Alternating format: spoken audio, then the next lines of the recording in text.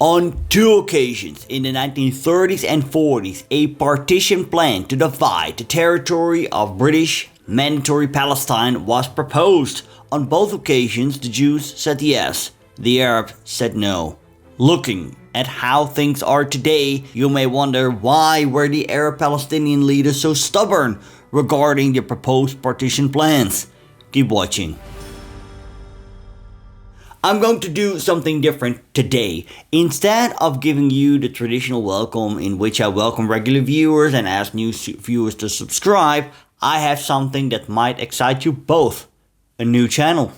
That's right. Meet the little sister of History Hustle named Actual History.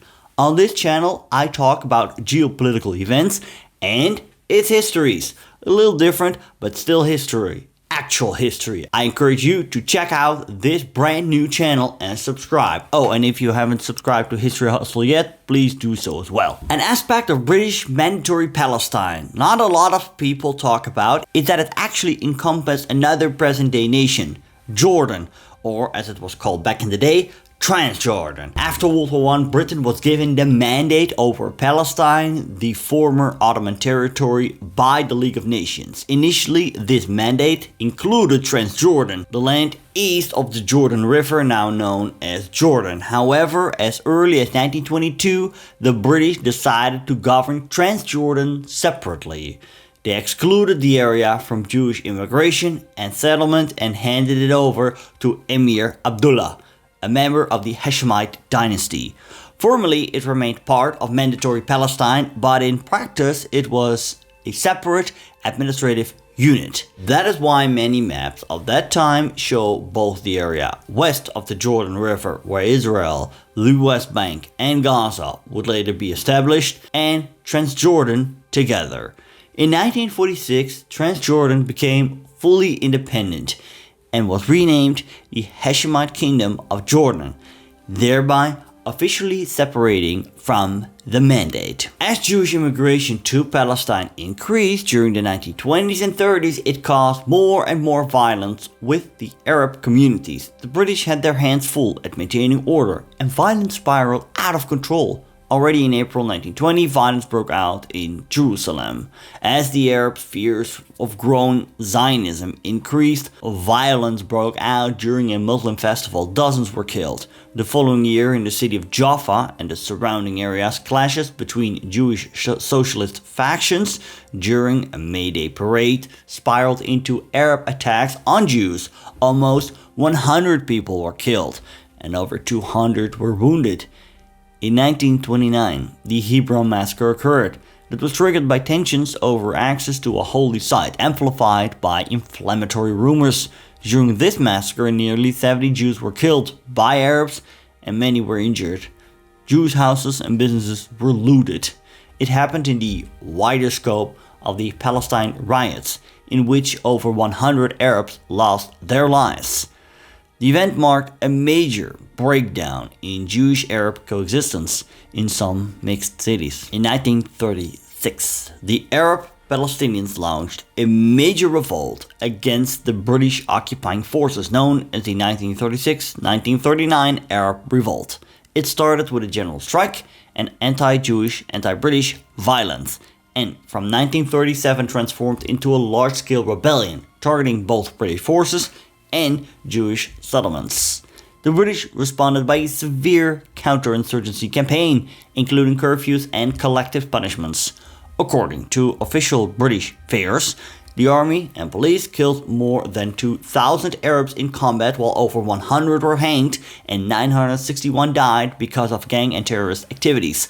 500 Jews died in the revolt and around 250 British soldiers. When the Arab revolt started with a general strike, the British formed the Peel Commission. Its goal was to study the causes of conflict in Mandatory Palestine.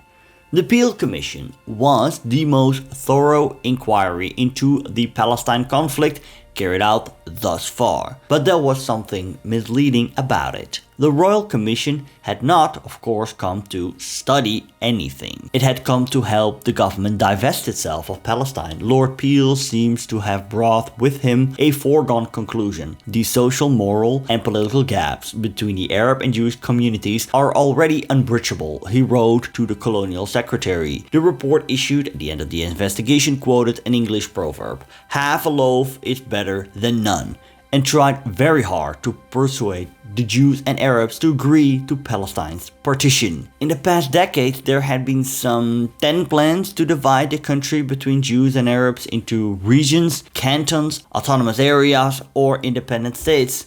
The Peel Commission produced a 404 pages document containing a lot of information and intelligent analysis. It remains one of the most important sources for the study of that period. The report also contained maps, one tracing possible borders between two states. The Jews would get Tel Aviv, Haifa, the coastal plain, the northern valleys, and part of the Galilee, while the Arabs would receive the west bank of the Jordan River, the mountainous region, and the desert in the south. The British would retain Jerusalem and a narrow corridor linking it to the sea. It is also recommended the restriction of Jewish immigration to a political high limit of 1,000 per month during the interim period, depending on the establishment of the independent Arab and Jewish states. The British government accepted the Commission's recommendations. The British seem to have given in to the Arab pressure, proposing to retain only Jerusalem, largely sentimental gesture. Yet, the Arabs were not interested in partition. Many Jews neither. Edward Keith Roach, British colonial administrator during the British Mandate on Palestine, summed up the reaction. The Jews, Christians, and Muslims are like three bewildered, disconsolate children at a party. We don't want jam, we don't want honey, we don't want cake, we want jelly. Alas, there is no jelly. The Jewish and Arab responses were shaped by the internal political dynamics. Among the Arabs, the leadership under Mufti Haj Amin al-Husseini opposed partition and made sure those in favor would be quiet. The leaders of the Zionists, Weizmann and Ben Gurion, were inclined to support the idea, but under pressure from opponents, they were forced to express reservations. The Arab opposition was unbending and couldn't agree on ceding a part of their country to the Jews. But that was not all. The Peel Commission also suggested a population transfer. This meant that several thousand Arabs had to leave their home because they lived in the territory allocated to the Jews. For context, the Commission referred to the population exchanges between Turkey and Greece that occurred in the early 1920s following the Greco-Turkish War. English missionary Francis E. Newton described the Arab sentiment. Everyone is simply poleaxed by the recommendation for partition. A friend of mine said to me, the report is like a toxic fly killer, and we are the flies on the floor. The Zionist movement did not reject the partition plan, but disagreed with some of the details. For the Jews, it was realizing a dream, a Jewish state. As Zionist leader Ben Gurion wrote in his diary, "This will give us something we never had, even when we were under our own authority, neither in the period of the First Temple nor in the period of the Second Temple." For the Arabs, it meant giving up a part of the land to what they perceived as foreign invaders. It must be said that Jews already inhabited the land, yet not in these numbers. Numbers that kept increasing ever more as Europe became a very dangerous place for Jews in the upcoming years. Because of the Arab rejection, the plan was not put into practice. Also, the British eventually rejected the plan of partition. As the Arab revolt petered out, the British issued the White Paper in 1939. The paper rejected partition and proposed limited Jewish immigration to 15,000 a year for the next 5 years and restricting Jews' ability to buy Arab land, which was a major form of discontent among local Arabs. As a British diplomat stated, the White Paper was to placate the Arabs so they would be willing to fight on the British side in a possible confrontation with Hitler. As the paper was issued mid-May 1939, World War II would break out a few months later. During the war, some Arabs would align with the Axis. Most noteworthy was Haj Amin al-Husseini. I covered Nazi Arab-Palestinian relations in another video, see the end screen for that or click right here. In 1945, World War II ended. 6 million Jews had perished at the hands of the Nazis. Survivors wanted to move to the Mandate and establish their own state. Britain was hesitant. A victor of World War II, Britain came out of the conflict exhausted, and as violence between Jews and Arabs seemed to spiral out of control, the British were keen on leaving the area altogether and handing the matter over to the newly established United Nations. This intergovernmental organization formed the United Nations Special Committee on Palestine, UNSCOP.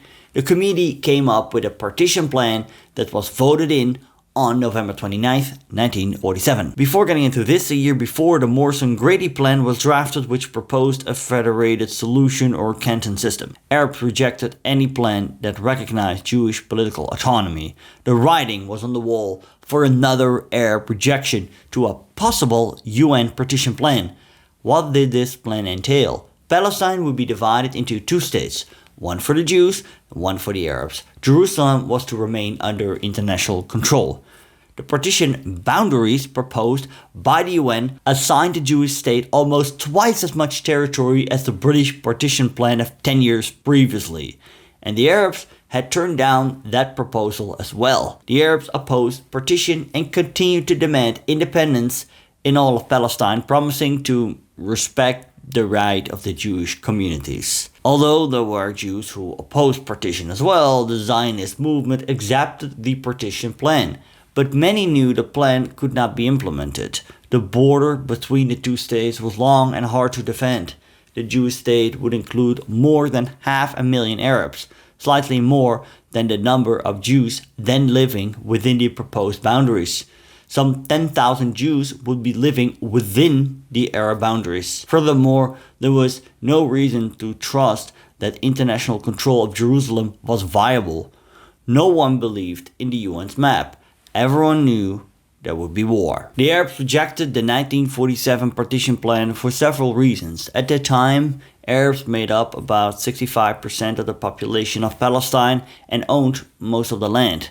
Yet, the UN plan awarded the proposed Jewish state around 55% of the territory, including fertile coastal and northern areas. To Arab leaders, this seemed deeply unfair. A minority, many of whom were recent immigrants, receiving more than half of the country. Beyond the issue of fairness, most Arabs rejected the very principle of partition.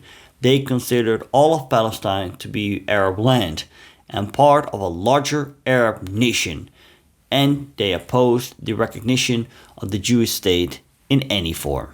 Another concern was the fate of the Arabs who would come to live inside the borders of the proposed Jewish state, as many feared displacement or becoming a vulnerable minority. The rejection was led by the Arab High Committee, and it was supported by the Arab League, which included neighboring Arab nations. Although some leaders like King Abdullah of Transjordan had their own ambitions for parts of Palestine, the Arab states presented a united front in refusing the plan. More broadly, Arabs saw the UN proposal as another form of Western colonial interference imposed without their consent, following decades of British control. Accepting the plan would have meant legitimizing Jewish statehood in Palestine, something Arab leaders were unwilling to do. War was on the horizon. At the end of April, the British paid off their local staff and prepared to leave themselves. On May 14th, as promised, the British High Commissioner left Jerusalem by plane. The mandate had ended, and on Allenby Bridge, Jordanian King Abdullah raised his revolver, fired and shouted, "Forward." Overnight, US President Truman recognized the State of Israel, and on the 15th, the First Arab-Israeli War formally began. More Arab no's would follow. After Israel's victory in the 1948 Arab-Israeli War, after which over 700,000 Palestinians fled and were expelled, armistice negotiations followed. After the war, Arab states negotiated ceasefires but refused peace treaties, recognizing Israel.